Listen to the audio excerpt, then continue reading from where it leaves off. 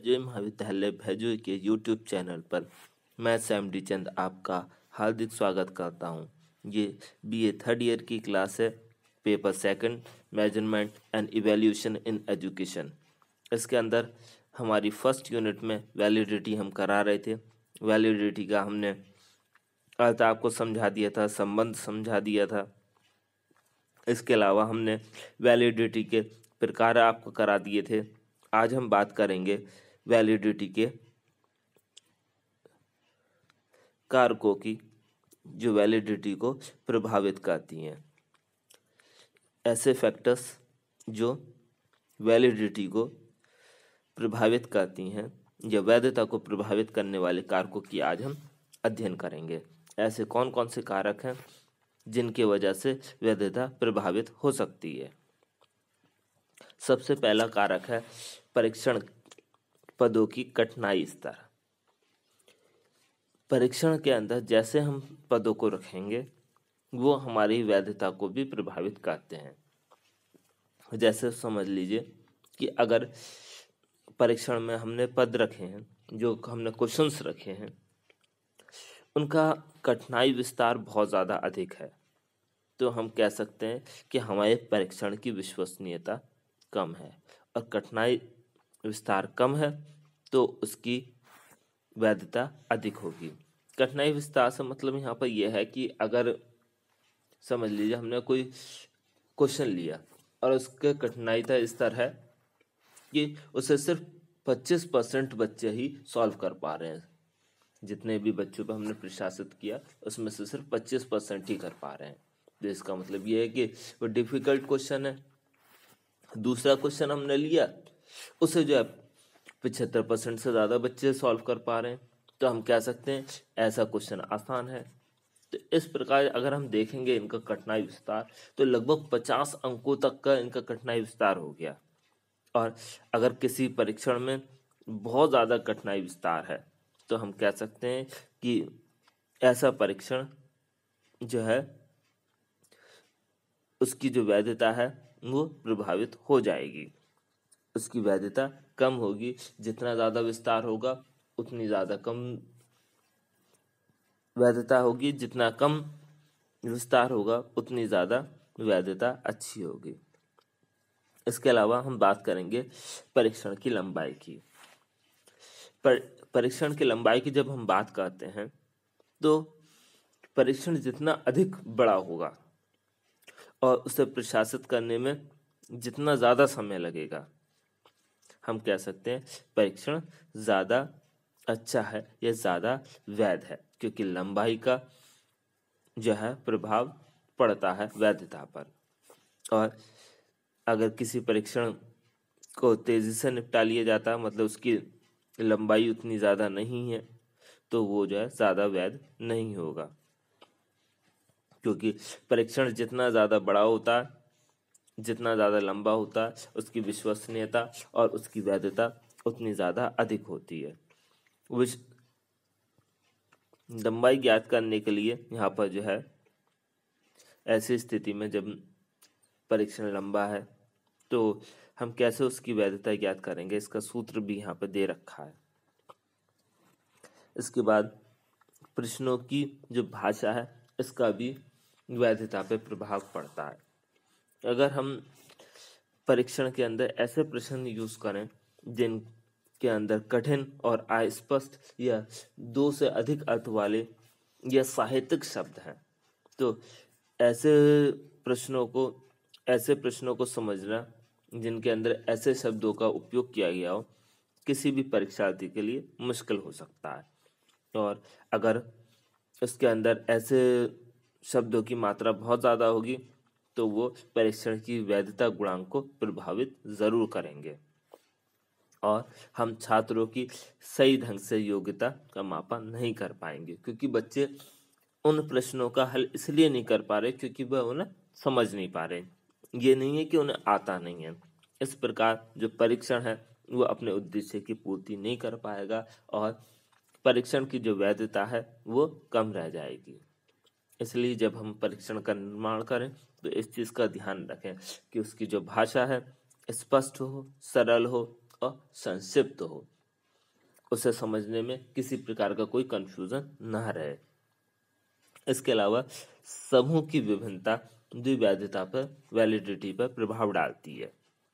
अगर हमारे समूह सजाती हैं, एक समान है, एक मानसिक आयु वाले हैं, या सब लड़के हैं या सब लड़कियां हैं, अगर उनके अंदर सजातीयता है तो ऐसे परीक्षण की वैधता अधिक आएगी। लेकिन अगर समूह के अंदर विजातीयता ज़्यादा है, हमने विजातीय छात्रों को उसके अंदर समाहित कर रखा है, तो हमारा जो परीक्षण है उसका गुणांक कम हो जाएगा, वैधता गुणांक। जैसे समझ लीजिए हमने एक समूह लिया जिसके ऊपर हम अपना वैधता चेक करना चाह रहे हैं परीक्षण की, और उसके अंदर लड़के भी हैं और लड़कियां भी हैं। इस प्रकार ये जो समूह हो जाएगा विजातीय हो जाएगा, क्योंकि इसके अंदर दोनों अलग अलग प्रकार के लोग पाए जा रहे हैं, और इस तरीके से इसकी जो वैधता है वो कम हो जाएगी। अगली चीज है अनुक्रिया प्रवृत्ति। जब कोई भी परीक्षण तैयार किया जाता है, बच्चों से करा के देखा जाता है, और हम ऐसा देखते हैं किसी भी परीक्षण में कुछ बच्चों की प्रवृत्ति होती है कि अनुमान लगा कर प्रश्नों को हल कर देते हैं। वो बिना मेहनत किए सिर्फ टिक्स, अगर ऑब्जेक्टिव टाइप के हैं तो टिक लगाए चले जा रहे हैं। इस तरीके से जो है हम छात्रों की जो सही स्थिति है उसका पता नहीं लगा पाते, क्योंकि यहाँ पे बच्चे तुक्का लगा रहे हैं और ये पता नहीं चल पाता कि कौन से प्रश्न को उसने तुक्के में लगाया है और किसे जो है जानबूझ के लगाया है। तो इससे क्या होता है, किसी भी परीक्षण की वैधता कम हो जाती है, और हमें चाहिए कि इस चीज पर अंकुश लगाने के लिए हम करेक्शन फॉर्मूला लगाएं। हम ऐसी चीजों को बढ़ावा ना दें कि बच्चा जो है तुक्का लगाए। जैसे नेगेटिव मार्किंग वगैरह रखी जाती है एग्जामिनेशंस में, वो इसलिए रखी जाती है ताकि बच्चा जो है जो चीज़ नहीं आती है उसे छोड़ता चला जाए। इसके अलावा बहुत से और भी कारक हो सकते हैं, जैसे उस वक्त जो है बच्चा लापरवाही कर जाए, या अपना ध्यान केंद्रित ना कर पाए, या उस वक्त कोई शारीरिक या मानसिक स्वास्थ्य संबंधी उसे कोई परेशानी हो सकती है, घबराहट हो सकती है, बेचैनी हो सकती है, या कोई चिंता का कारण हो सकता है, और ये सारी चीजें जो है उसकी परीक्षण की वैधता को प्रभावित करती हैं। इसके अलावा अस्पष्ट निर्देश भी समस्या पैदा कर सकते हैं, वैधता को प्रभावित कर सकते हैं। हमने जो निर्देश दिए हैं वो स्पष्ट ना हो तो जो परीक्षार्थी हैं अपने इच्छा अनुसार कार्य को करने लग जाएंगे अस्पष्ट निर्देशों के होने की वजह से, और प्रशासन में अंतर आ सकता है। हर बच्चा अपने हिसाब से सवालों को हल करेगा, पदों को हल करेगा, अपने हिसाब से अर्थ निकालेगा, और इससे क्या होगा, परीक्षण की जो वैधता है वो कम हो जाएगी। इसलिए स्पष्ट निर्देश होने चाहिए, और जब कोई भी परीक्षण प्रशासित किया जा रहा है तो जो परीक्षा लेने वाले हैं उनका भी प्रशिक्षण किया जाना चाहिए, ताकि वो बच्चों को सही ढंग से निर्देशित कर सकें और बता सकें जितने भी आवश्यक चीजें हैं परीक्षण से पहले। इसके अलावा परीक्षण की जो गत्यात्मकता है वो भी उसकी वैधता को प्रभावित करती है। गत्यात्मकता का मतलब है स्पीड से, मतलब प्रशासन की अवधि क्या है। कोई टेस्ट आधे घंटे को होते हैं, कुछ 1 घंटे को होते हैं, कभी कभी जो है बहुत ढेर प्रश्न कुछ बहुत कम समय में कराए जाते हैं। इसके अलावा और भी कारण होते हैं जो है गत्यात्मकता के।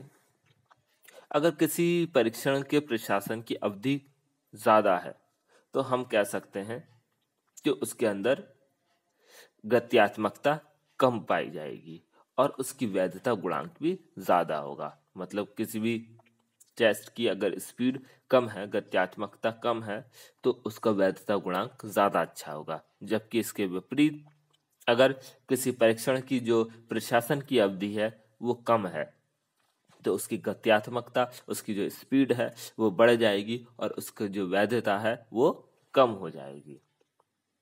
अगला जो इम्पोर्टेंट पॉइंट है वो है वैधता गुणांक विधि का प्रभाव। जैसा कि हमने जान लिया था कि अलग अलग विधियों से वैधता ज्ञात करी जाती है। और वैधता ज्ञात करने की बहुत सी विधियां हैं। वैधता के हमने प्रकार भी देखे थे, और जैसे सहसंबंध विधियां हैं, प्रत्याशा तालिका विधि है, कट ऑफ स्कोर विधि है, तत्व विश्लेषण विधि है, बहुत सी विधियां हैं जिनके द्वारा हम वैधता ज्ञात कर सकते हैं। और हर विधि से अलग अलग प्रकार के गुणांक भी आएंगे, और इस प्रकार जो है हमारी जो वैधता है वो प्रभावित हो सकती है, क्योंकि जितनी ज्यादा अधिक विधियां उतना ज्यादा अंतर, और ये विधियां हमारी परीक्षण की वैधता को प्रभावित करती हैं। अगला जो इम्पोर्टेंट टॉपिक है वो है शिक्षण विधियां व पाठ्य वस्तु चयन का प्रभाव।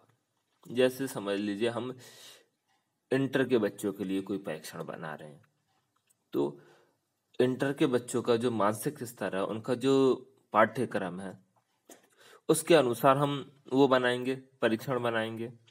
लेकिन उन बच्चों को जो पढ़ाने वाले शिक्षक हैं, उनके द्वारा जो शिक्षण विधियां उपयोग में लाई जाती हैं, हो सकता है वो इतनी प्रभावशाली ना हो, और दूसरे स्कूल के बच्चों को जहाँ पर पढ़ाया जाता है वहाँ की शिक्षण विधियां ज़्यादा प्रभावशाली हों, तो वहाँ का बच्चा उस परीक्षण में ज़्यादा अच्छा स्कोर का अंकन करेगा, और जहाँ की शिक्षण विधियां ज़्यादा प्रभावशाली नहीं है वहाँ पर नहीं करेगा।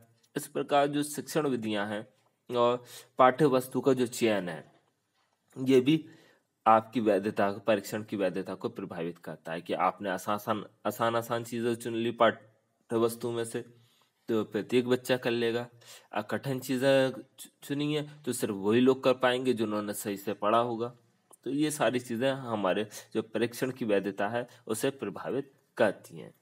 इसके अलावा सामाजिक सांस्कृतिक विभिन्नता, हमारे जैसे देश में जहाँ पे बहुत ज़्यादा भिन्नताएं पाई जाती हैं, चाहे वो धार्मिक हो, चाहे आर्थिक हो, चाहे क्षेत्रीयता के आधार पर हो, इसके अलावा बहुत से और कारण हैं जिसकी वजह से बहुत ज़्यादा अंतर पाए जाते हैं। और सामाजिक सांस्कृतिक जो विभिन्नता है वो जो है किसी भी टेस्ट के वैधता पे, वैलिडिटी को प्रभावित करती है। जैसे बिना साइमन का ही टेस्ट है, वो विदेश में तो बहुत कारगर है, लेकिन हमारे देश की जो परिस्थितियां, भौगोलिक परिस्थितियों के अनुसार वो उतना ज़्यादा अच्छा मूल्यांकन नहीं करता। तो हमारे यहाँ पर उन टेस्टों के अंदर थोड़ा सा परिवर्तन कर कर, जैसे बहुत से सृजनात्मक परीक्षण है या व्यक्तित्व मापन परीक्षण है, तो उनके अंदर हमें परिवर्तन करना पड़ता है अपने परिस्थितियों के अनुसार, अपनी संस्कृति के अनुसार। क्योंकि जैसे जैसे समाज बदलता है, ये संस्कृति बदलती है, तो वो जो है उसकी वैधता को भी प्रभावित करती चली जाती है। इसलिए जब निर्माण करते हैं तो पदों का चयन करते समय हमें इस चीज का ध्यान रखना चाहिए कि वो आर्थिक, सामाजिक और राजनीतिक जो पक्ष हैं उनका कम से कम प्रभाव परीक्षण की पर पड़े, क्योंकि जितना कम ज्यादा प्रभाव पड़ेगा उतना ज्यादा परीक्षण वैध होगा, उसकी वैधता उतनी ज्यादा अधिक होगी। इस प्रकार हमारा जो ये टॉपिक था ये समाप्त हो गया। हमने जो है वैधता के बारे में, उसके अर्थ, उसकी परिभाषा, उसकी जो है प्रकार और परीक्षण की वैधता को प्रभावित करने वाले कारक, ये सब का अध्ययन कर लिया। एग्जाम की दृष्टि से हमारा ये जो टॉपिक है ये समाप्त हो चुका है। धन्यवाद।